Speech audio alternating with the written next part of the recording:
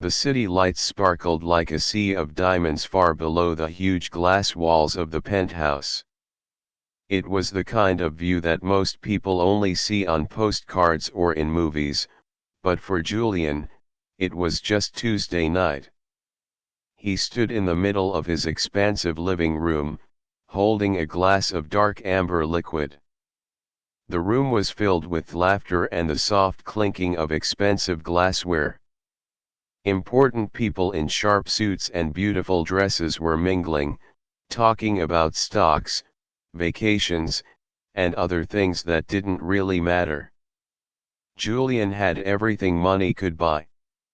He had cars that cost more than houses, a watch that could stop a bullet, and a private jet. But despite all this, he felt a strange, cold knot in his chest.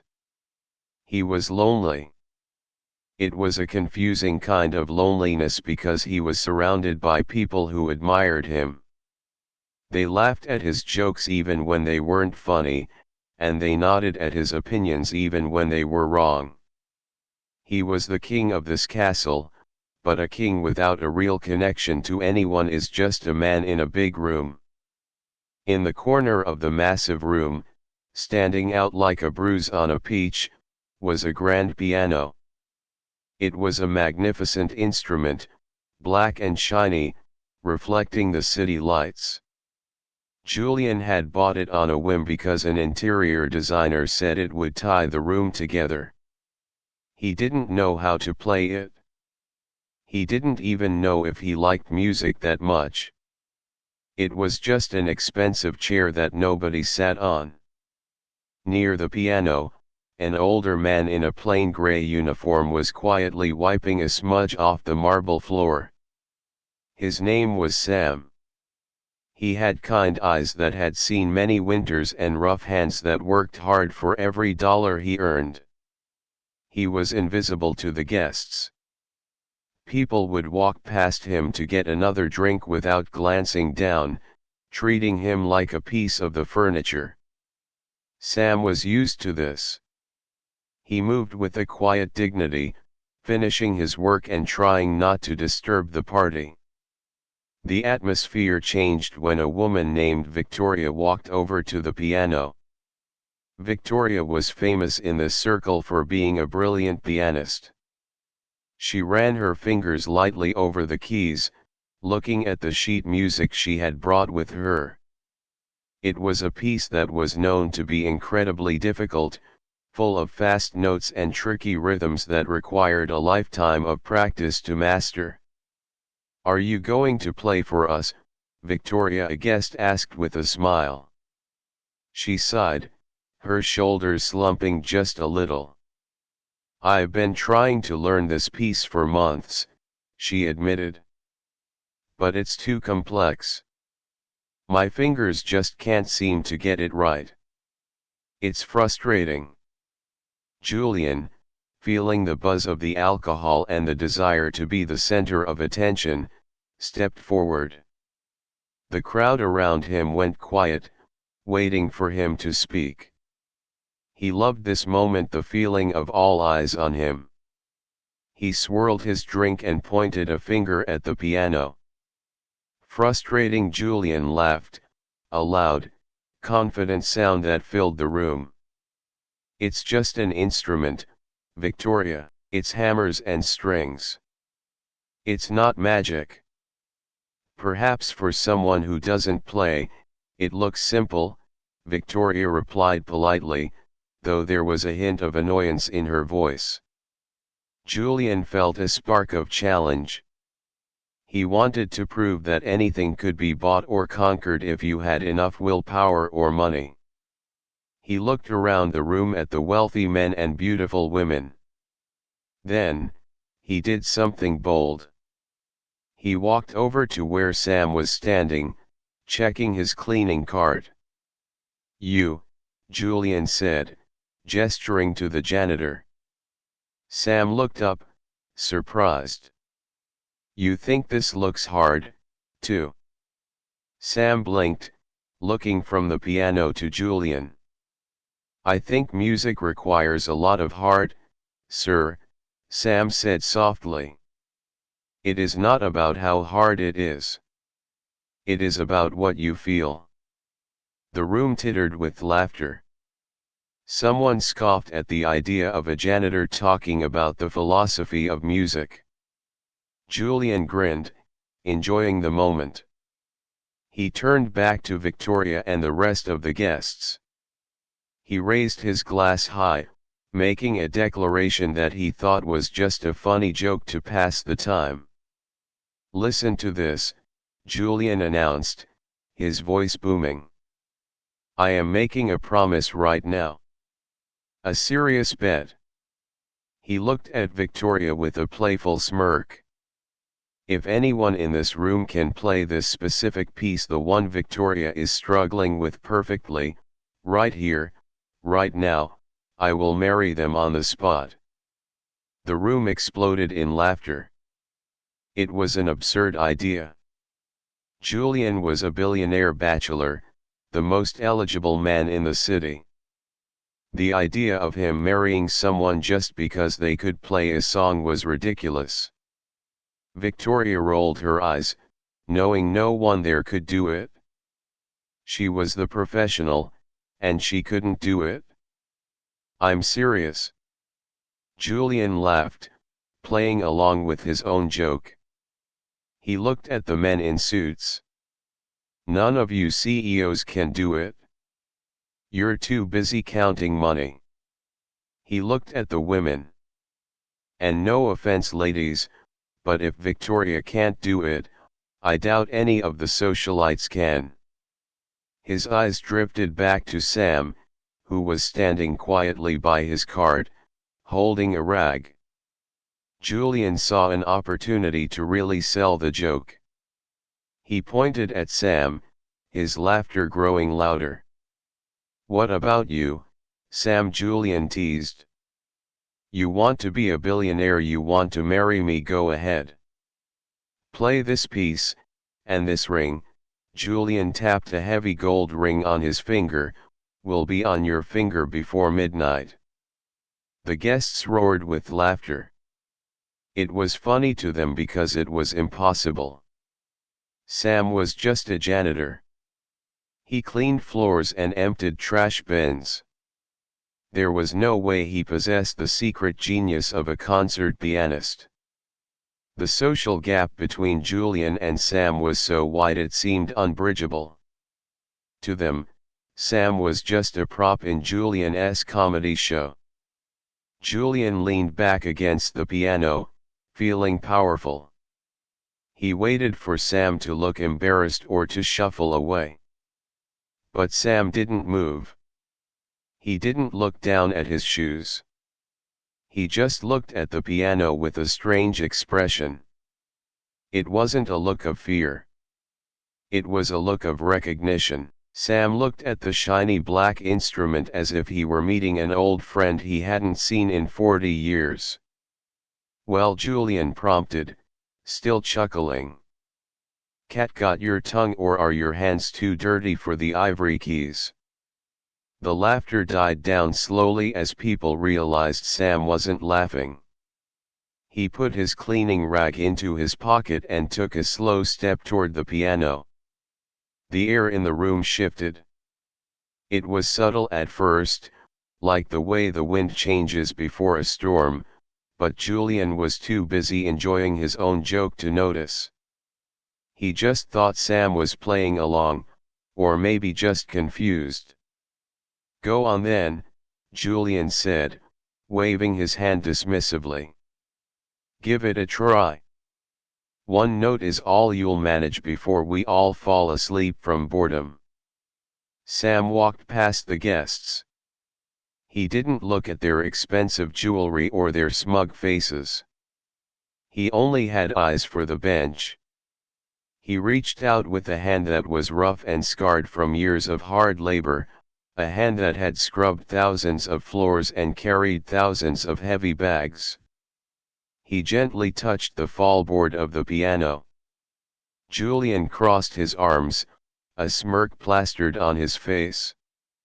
He was waiting for the awkward noise, the plink of a wrong note, the moment of failure that would confirm everything he believed about his place in the world and Sam's. But deep down, beneath the arrogance and the expensive suit, Julian felt a tiny, unfamiliar twinge of unease. Sam wasn't acting like a man about to fail. He was acting like a man about to speak. The room was quiet now, but not in a comfortable way. An hour ago, this space had been vibrating with loud laughter, the clinking of crystal glasses, and the constant hum of expensive conversations. Now, it was just a big, empty box filled with shadows. The last of the guests had left, stepping into the elevator that would whisk them down to the street, leaving Julian alone with the silence. Julian sat slumped on his soft leather sofa. He didn't look like a powerful billionaire anymore. He just looked like a tired man in a wrinkled shirt. The alcohol was wearing off, leaving his head cloudy and his mouth dry. He stared at the empty spot on the marble floor where the party had been. It had all been for show. He realized that those people didn't care about him.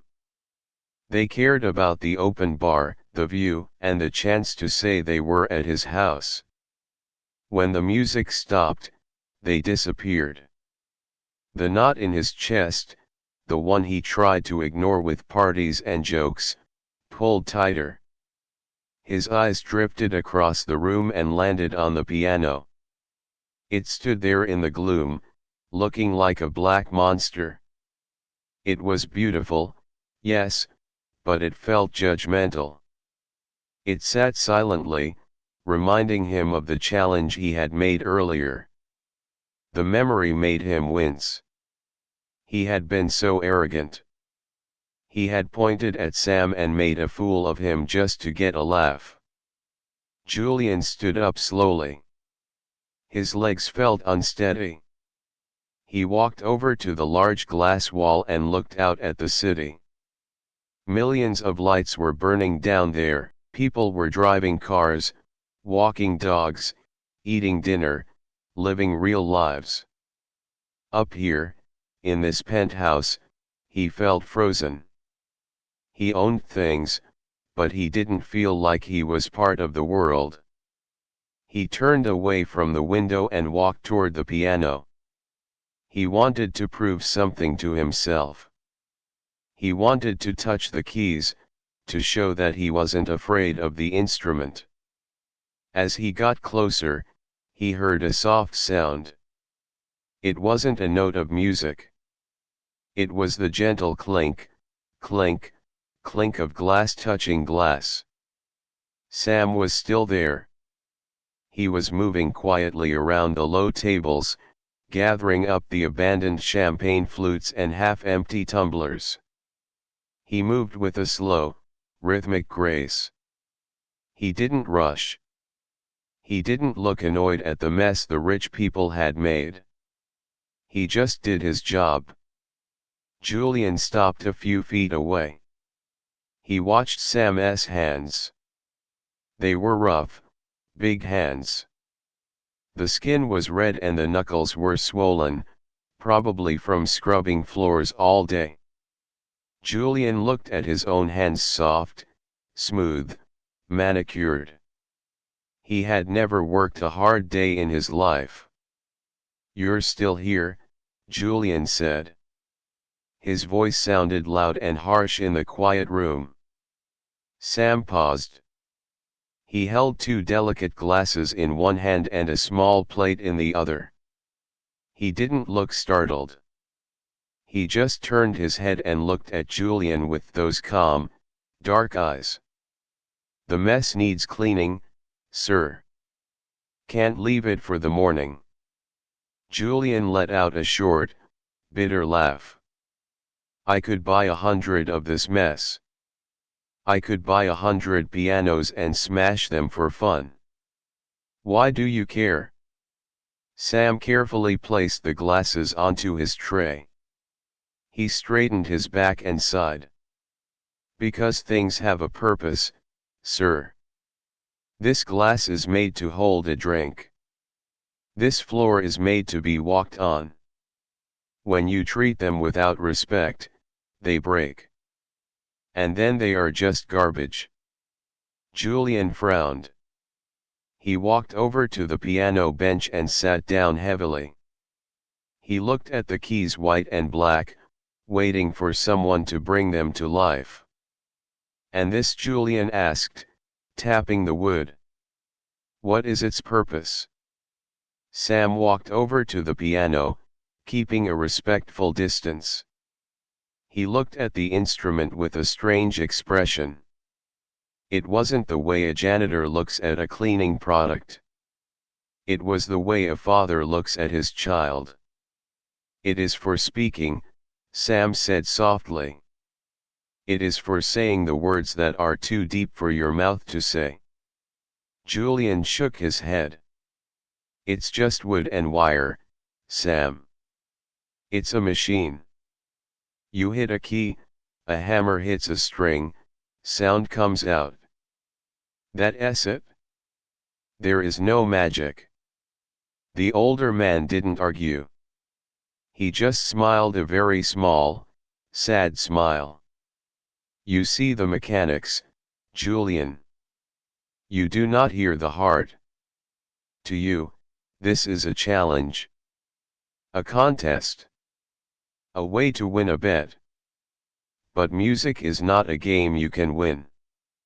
I told them I would marry anyone who could play that piece," Julian muttered, looking at his reflection in the shiny black surface of the piano. "It was a joke. I know no one here can do it. Even Victoria, the professional, can't do it. It's impossible." Sam shifted his weight. "Nothing is impossible if you have lived it. The piece you speak of, it is not about speed. It is about loss.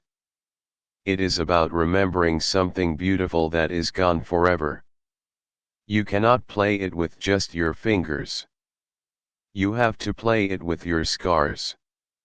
Julian felt a sudden flash of anger. He didn't like this janitor talking to him about scars. Julian was the one with the money, the power, the success. Who was this guy to lecture him about life save the philosophy? Julian snapped. He turned his back on Sam and faced the keys. "Watch this. I'm going to play something." He didn't know the piece Victoria had been practicing. He didn't know any real songs. But he wanted to make a point. He wanted to show Sam that he could make sound come out of the machine.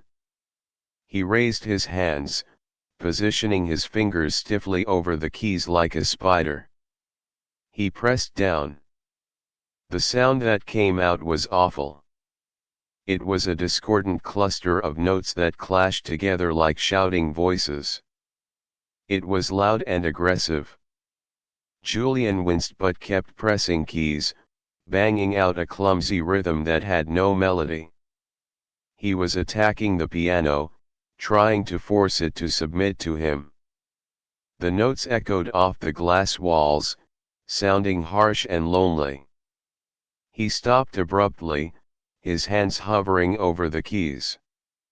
The silence rushed back in, louder than before. The bad notes seemed to hang in the air, mocking him. He felt foolish. He sat there, shoulders hunched, waiting for Sam to laugh. But there was no laughter. Julian slammed his hand down on the keys in frustration, making a final, ugly noise. "See," he shouted, spinning around on the bench to look at Sam. "It's useless. It doesn't work. It's just noise." Sam hadn't moved. He was standing perfectly still, looking not at Julian, but at the piano. He didn't look disgusted by the bad playing. He looked pitying. "You are fighting it," Sam said quietly. You are trying to conquer it? You cannot conquer music, Julian. You have to surrender to it. Surrender. Julian spat the word out. He hated that word. Surrendering was for losers. Surrendering was for people who didn't have enough money to fight back. Yes, Sam said. He took a slow step closer to the bench. You are full of noise. Your life is full of cars and deals and parties. It is all very loud. But you are empty inside. That is why you play like that. Because you have nothing to give the music except noise. The words hit Julian harder than a slap in the face. His mouth opened slightly, but no sound came out. He wanted to tell Sam to shut up, to fire him, to throw him out. But he couldn't. Because deep down, in a place he didn't like to visit, he knew it was true. He was empty. The penthouse was full of things, but his soul was echoing with hollow silence. Sam reached out a hand, not toward Julian, but toward the piano. He pulled a clean white cloth from his pocket and gently wiped a speck of dust from the fall board. His touch was incredibly gentle, contrasting sharply with the way Julian had just slammed his hands down. "May I?" Sam asked. Julian looked at the man. He looked at the rough hands, the gray uniform, the tired face. For a second, the world felt tilted. The billionaire was asking himself if he should let the janitor sit at his expensive piano. It felt wrong, against the rules of his world. But he was tired of the rules. He was tired of being the man who had everything but felt nothing. "Go ahead," Julian whispered, his voice barely audible. "Let's see what you've got." Julian stood up, moving aside to let Sam sit. He expected Sam to fumble. He expected a simple nursery rhyme or a clumsy mistake. He crossed his arms, ready to be the judge again. But as Sam lowered himself onto the bench, the energy in the room changed. The man didn't sit like a janitor anymore. He sat like a king. Sam sat on the bench, his back straightening in a way that made him look inches taller. He didn't slump like an old man tired from a long shift. He sat with the posture of a soldier, or perhaps a conductor waiting for the orchestra to settle. He reached out and slowly pulled the fabric cover away from the keys, folding it neatly beside him. The movement was deliberate and slow, treating the object with a kind of reverence that Julian had never shown anything in his life. Julian stood a few steps away, still leaning against the glass wall, trying to look unimpressed. He kept his arms crossed tightly over his chest. It was a defensive position. In his head, he was already preparing the sarcastic comment he would make when Sam messed up. "Nice try, Sam, maybe stick to the mop," he thought. But a tiny voice in the back of his mind was whispering, asking him why he felt so nervous. Sam didn't put his fingers on the keys immediately. He rested his hands in his lap, palms up, and closed his eyes. He took a deep breath, filling his lungs with the quiet air of the penthouse. For a moment, he wasn't in a luxury apartment in the city. He was somewhere else, somewhere far away in his memory. The silence stretched out, heavy and thick. Julian shifted his weight, the sound of his shoe scraping on the marble floor echoing loudly. "Are you going to play, or just take a nap?" Julian quipped, his voice sounding a bit shaky despite his attempt at a joke. Sam didn't open his eyes. He didn't react to the insult. He just sat there, breathing slowly, centering himself. He was clearing his mind of the smell of cleaning chemicals and the sight of the mess left by the party. He was pushing away the image of the uniform he wore. In his mind, he was back in a small, dusty room years ago, listening to the radio. Finally, Sam opened his eyes. He looked down at the black and white keys.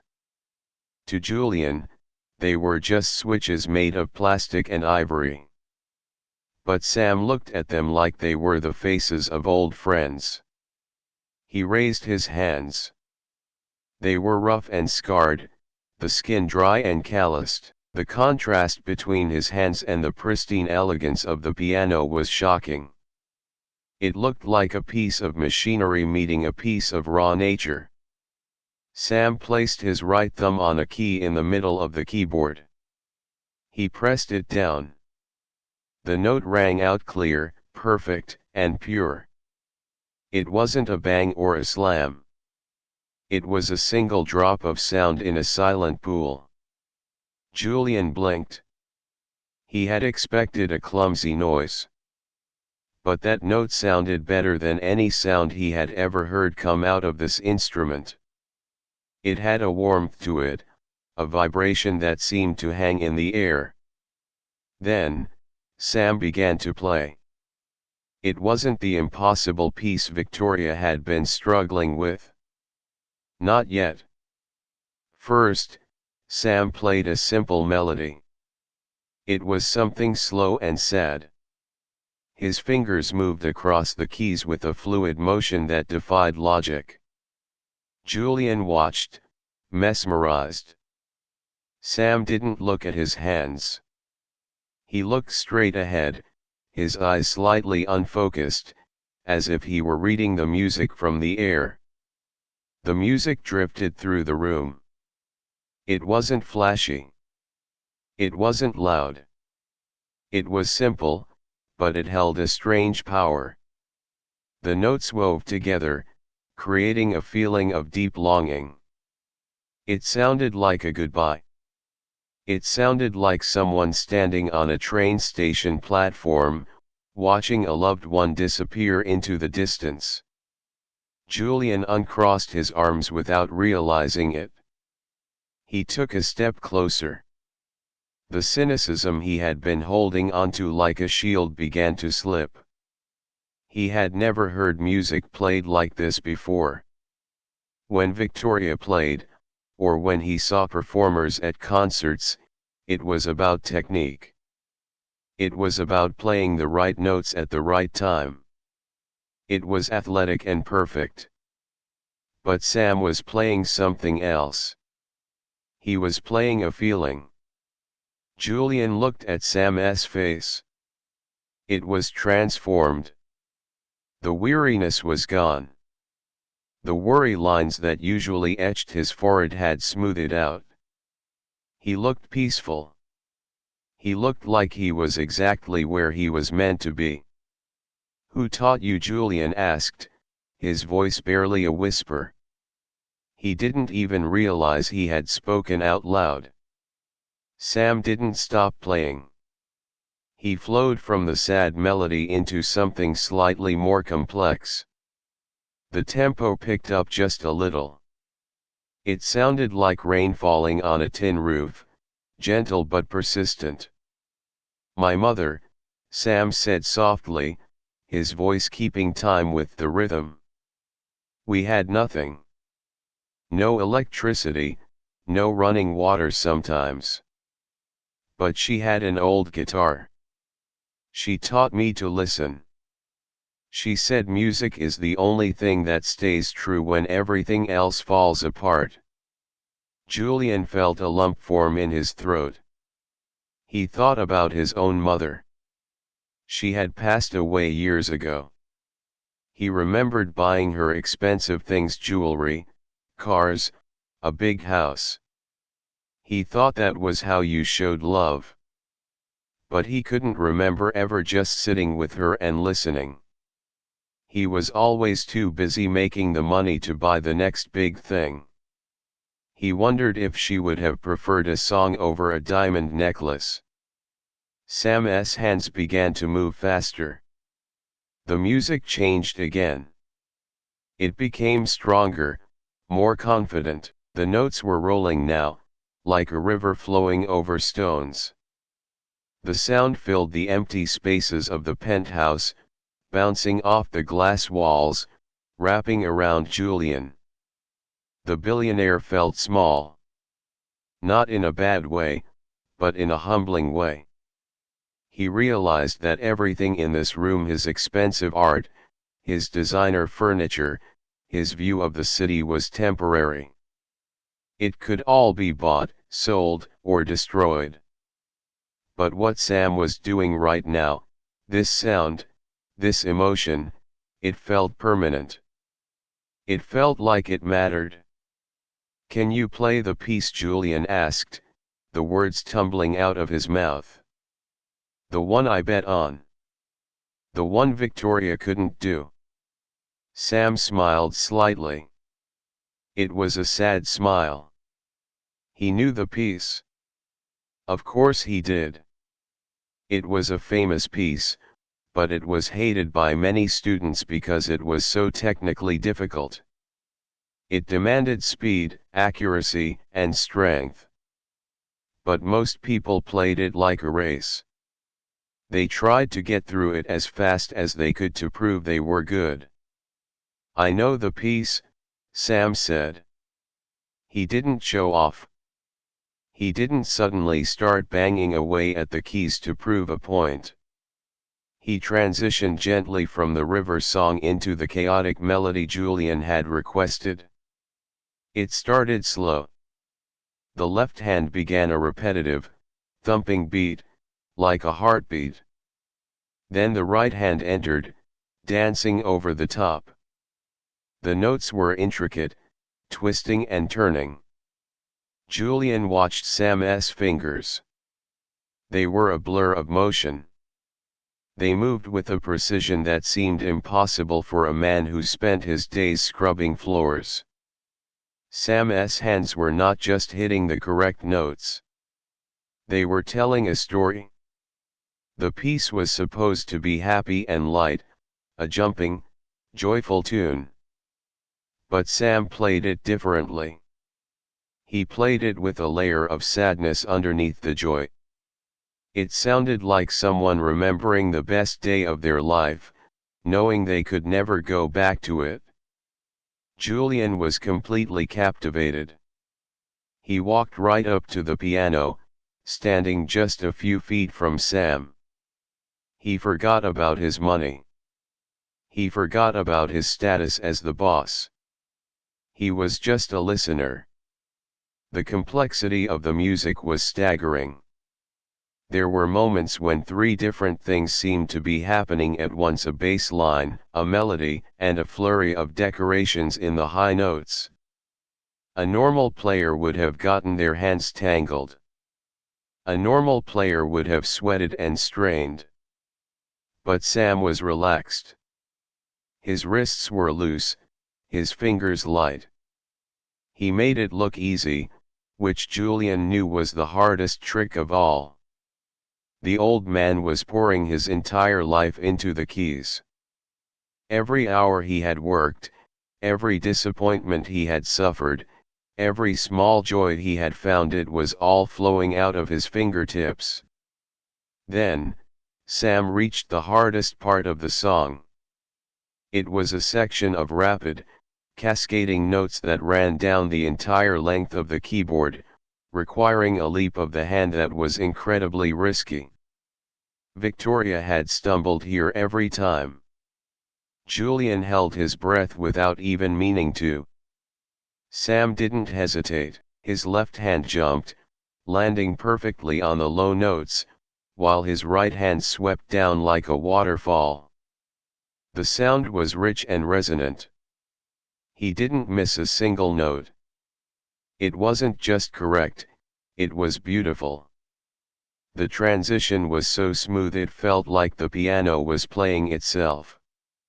As the music rushed toward its climax, Julian felt tears stinging his eyes. He rubbed them aggressively, confused by his own reaction. Why was he crying? It was just a song. But he knew it wasn't. It was the sound of genuine human passion cutting through the fake, plastic world he lived in. It was the sound of a soul that was rich, even if the bank account attached to it was empty. Sam was playing like a genius, not because he had the best training, but because he had the most heart. And for the first time, Julian felt ashamed. Ashamed that he had tried to put a price tag on this. Ashamed that he had laughed at this man. The music wasn't just sound anymore, it was a living thing that filled the entire room. It swirled around the glass walls and brushed against the high ceiling. Julian stood frozen, his breath caught in his throat. He had heard pianists before, of course. He had hired the best musicians in the world to play at his galas and dinners. They were perfect, polished, and precise. They played like they were reading a manual. But Sam was playing like he was bleeding. The old man's hands moved with a frantic energy that seemed impossible for someone of his age. They weren't just hitting keys, they were dancing, fighting, and loving the instrument all at the same time. The complex notes that had made Victoria throw her hands up in defeat were tumbling out of Sam's fingers with effortless grace. The sound was aggressive yet tender, like a storm that doesn't want to break anything, just to be heard. Julian felt a strange tightening in his chest. He looked at Sam's face. The janitor had his eyes closed, his head tilted slightly back. He wasn't thinking about what he was doing. He wasn't calculating the next measure. He was feeling it. Julian saw a single tear track its way through the deep wrinkles of Sam's cheek, catching the reflection of the city lights outside. For a moment, Julian forgot who he was. He forgot he was a billionaire. He forgot he owned the piano, the building, and the city skyline outside. In the face of such raw honesty, his money felt like garbage. It was just paper and numbers in a computer. It couldn't buy this. It couldn't buy the ability to make a room full of strangers feel something real just by moving your fingers. The music reached a peak, a crescendo that vibrated through the floor and into the soles of Julian's expensive Italian shoes. The sound was so full it felt like it might shatter the glass walls, but it didn't. It just held there, suspended in the air, shimmering and beautiful. Julian's vision blurred. His own eyes were wet now. He wiped them quickly with the back of his hand, annoyed at himself. He was the kind of man who prided himself on control. He didn't cry. Especially not in front of the help. But this wasn't about status. It was about the truth. And the truth was that Julian was lonely. He had surrounded himself with people, but he had never felt as seen as he did right now, listening to a man who cleaned his toilets pour his heart out on a piano. The music was speaking a language Julian didn't know he understood. It spoke of regret, of missed chances, and of the beauty of things that fade away. As the song raced toward its final chaotic run, Sam's breathing grew heavier, but his hands never faltered. The notes cascaded down the keyboard like a waterfall of diamonds, fast and bright. Then, suddenly, the chaos stopped. Sam shifted his hands to the deep, low notes on the left side. He played 3 final chords. They were heavy, slow, and resonant. Bum, bum, Bum. Each chord hung in the air for a long time, fading slowly into silence. Sam held his hands over the keys, pressing the notes down to sustain the sound, letting the vibration die out naturally.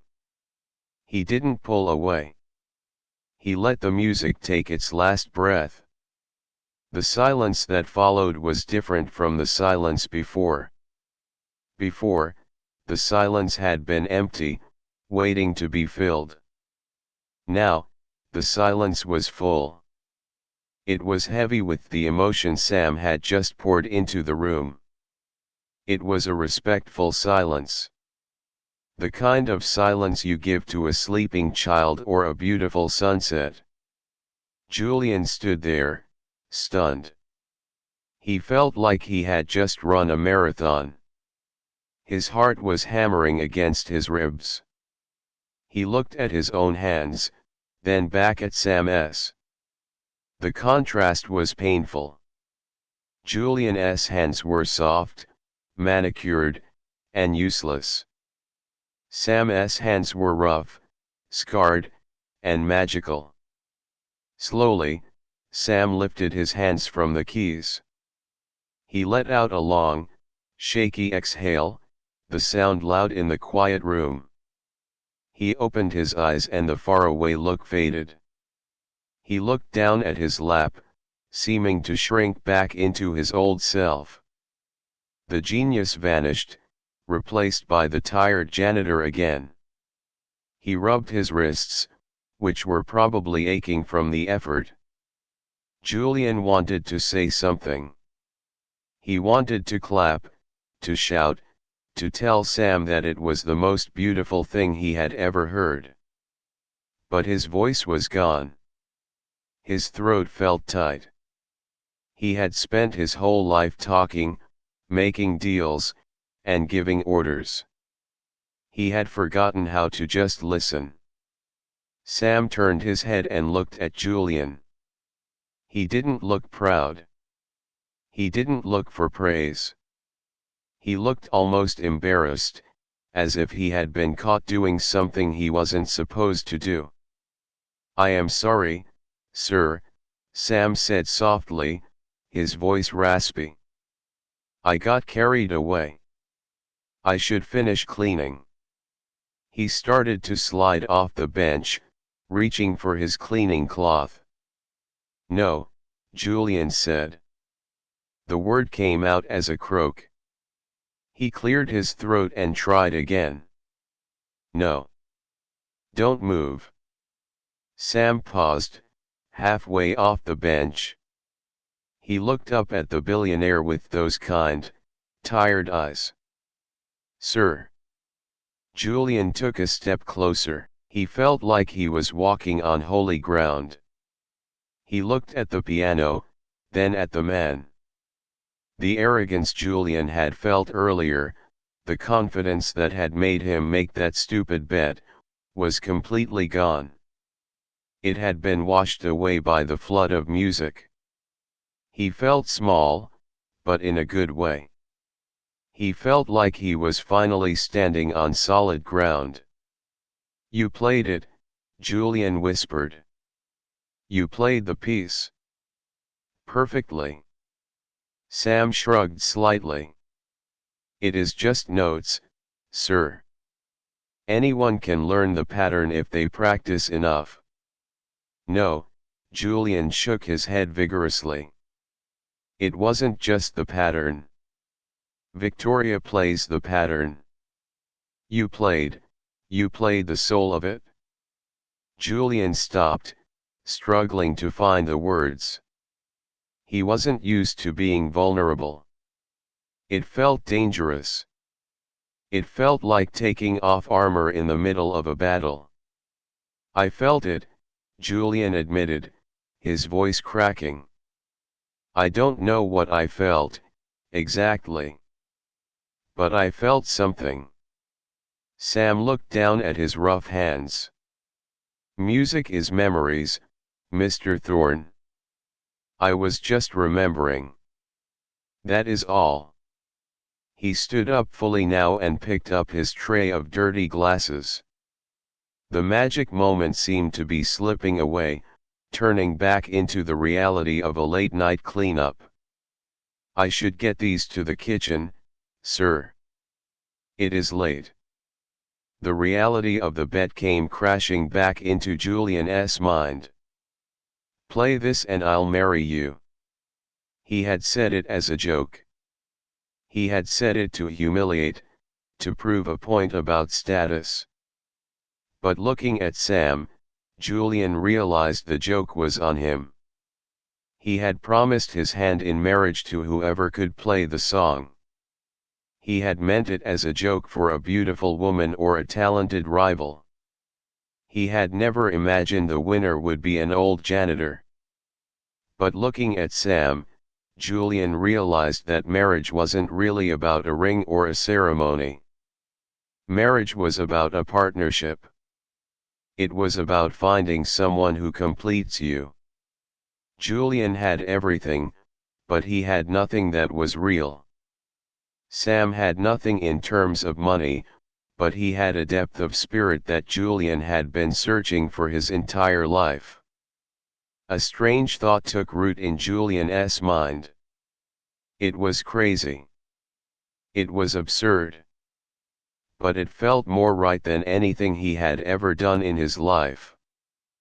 "Put the tray down, Sam," Julian said. His voice was stronger now. It wasn't a command, it was a request. Sam looked confused, but he set the tray back down on the glass table. "Sir, is something wrong?" "Everything is wrong," Julian said. He walked over to Sam. He didn't stand over him, he stood on the same level. He looked into the old man's eyes. "And everything is right. I made a promise tonight, Sam. In front of all those people." Sam looked uncomfortable. He shifted his weight. "You were joking, sir." "Everyone jokes. I know my place. I was just happy to touch the piano again. I do not expect a reward." "I don't joke about my word," Julian said, and he realized it was true.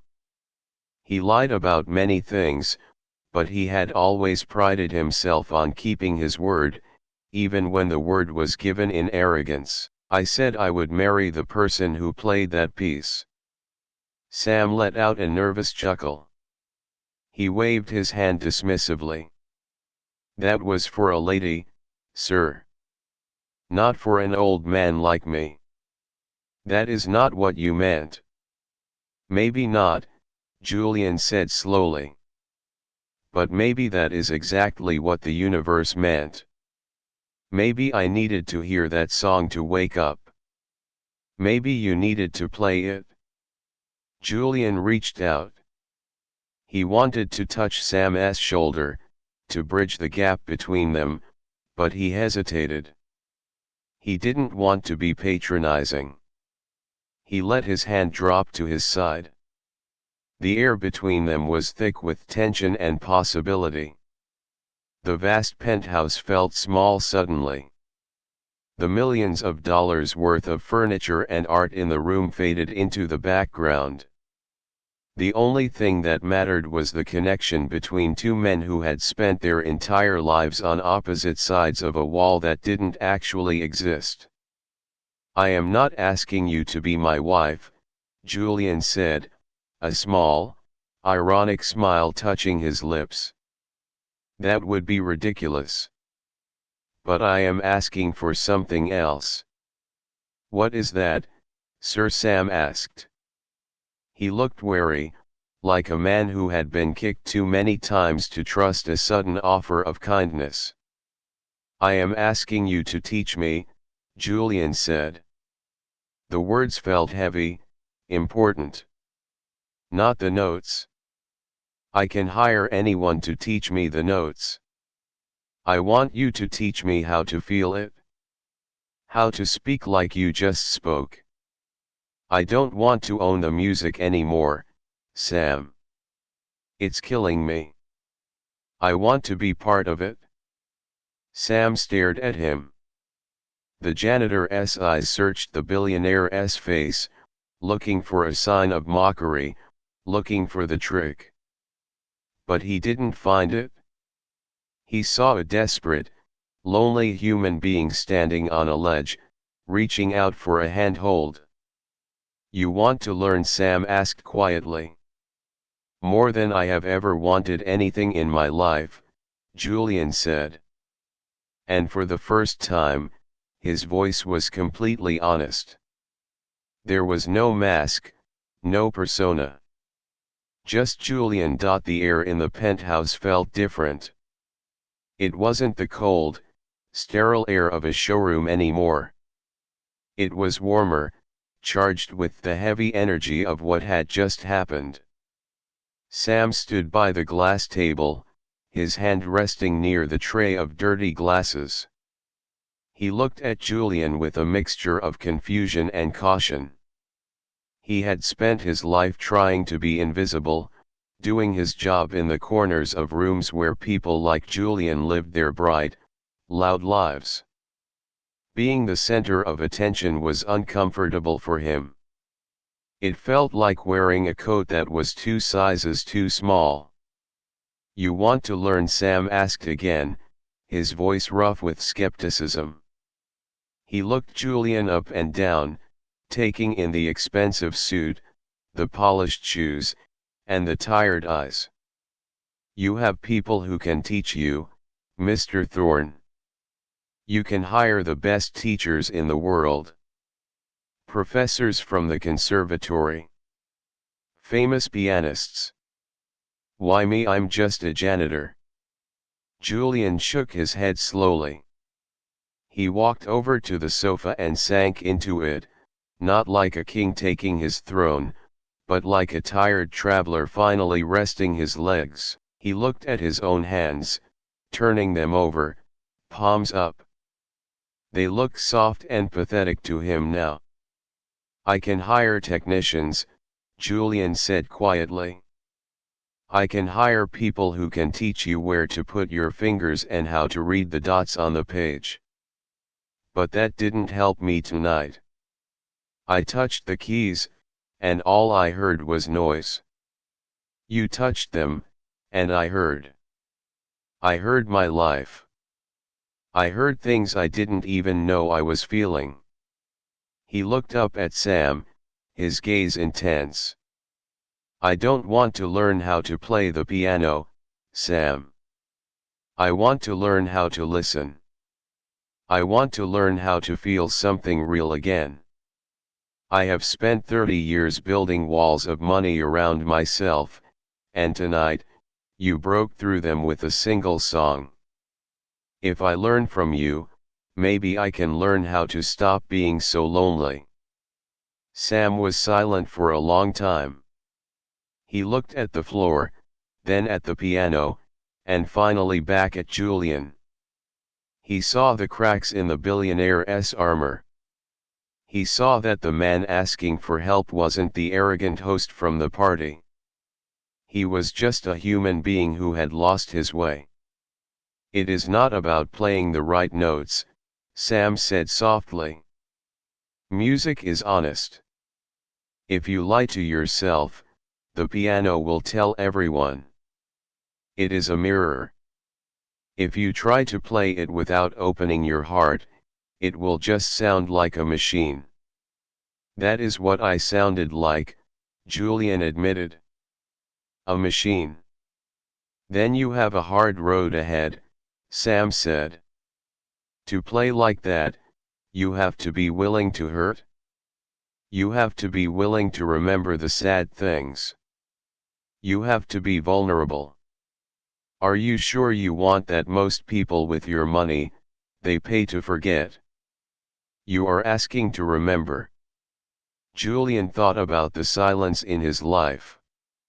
He thought about the parties, the deals, the fake smiles. He thought about the empty side of the bed where a wife should have been. he realized that the safety he had bought with his billions was actually a prison. He wasn't living, he was just existing. "I would rather feel pain than nothing at all," Julian said firmly. "Please. Teach me." A slow smile spread across Sam's face. It wasn't a mocking smile, and it wasn't a grin. It was a smile of acceptance.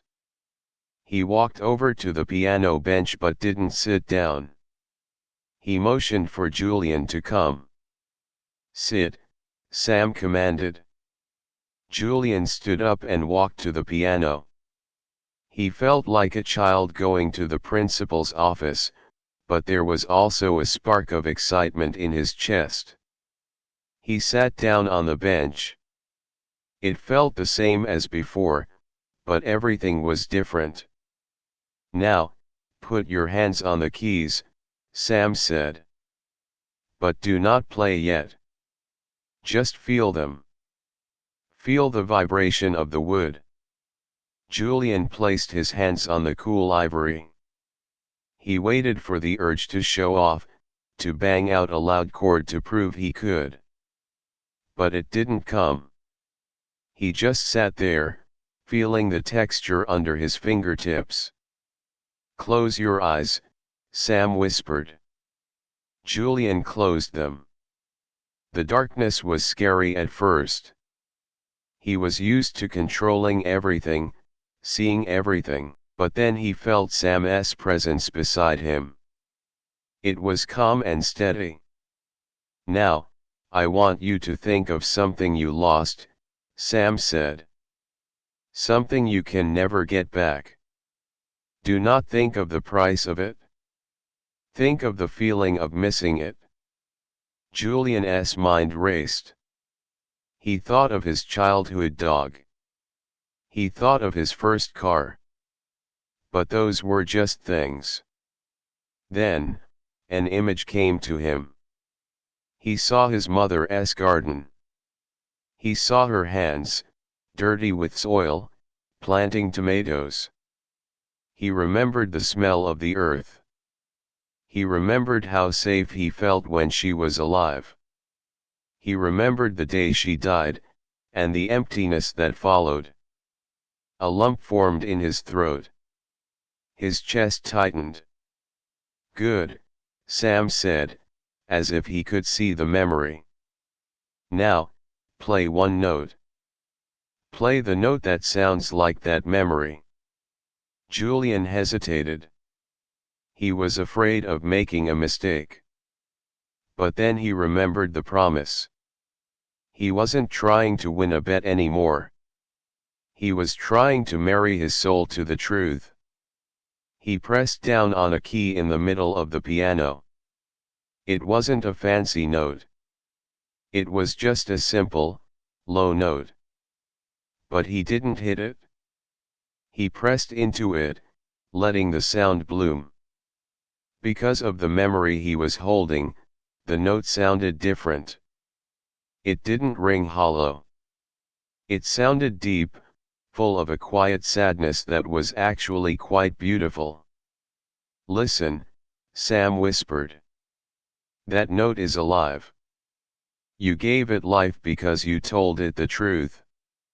They stayed there for hours. The city lights outside changed as the night went on, turning from the bright gold of evening to the harsh white of street lamps. Julian didn't become a genius overnight. He fumbled. He forgot where to put his fingers. But Sam was patient. He didn't correct Julian's technique. He corrected his heart. He told him stories while he played stories of his own life, of growing up poor, of finding joy in small things. Julian listened more than he played. For the first time in his life, he wasn't the one talking. He wasn't the one giving orders. He was the student. And he realized that this connection between them, this sharing of stories and music, was the marriage he had joked about. He wasn't marrying a woman, he was marrying a new way of living. He was committing to a life of depth and meaning, with Sam as his guide. The sun began to rise over the city. A soft gray light crept through the glass walls, turning the penthouse into a place of peace rather than a trophy case. Sam finally stood up and stretched his back. He looked tired, but his eyes were bright. "I have to go home, sir," Sam said. "And get some sleep before my shift starts again." Julian stood up too. He felt lighter than he had in years. The knot in his chest was gone. He looked at the old man, realizing he didn't even know Sam's last name or where he lived. He knew the price of the piano, but he didn't know the history of the man who made it sing. "Sam," Julian said. "Thank you." Sam nodded, picking up his cleaning cart. "Just remember what I said, Mr. Thorne, the music is in the silence between the notes. Don't be afraid of the quiet." Sam walked toward the elevator. He didn't look back. He didn't need to. He knew the lesson had taken root. Julian watched him go. He didn't offer him money. He didn't offer him a promotion. He didn't try to own him. He just let him go, knowing that Sam would return, not because he was paid to, but because they were now connected by something stronger than a paycheck. Julian turned back to the piano. The room was quiet, but he didn't feel the crushing weight of loneliness anymore. He sat down on the bench and placed his hands on the keys. He closed his eyes and thought of the garden again. He didn't play a song. He just played a single, perfect chord, letting it ring out into the morning air. It wasn't the sound of a billionaire. It was the sound of a human being. And that was enough.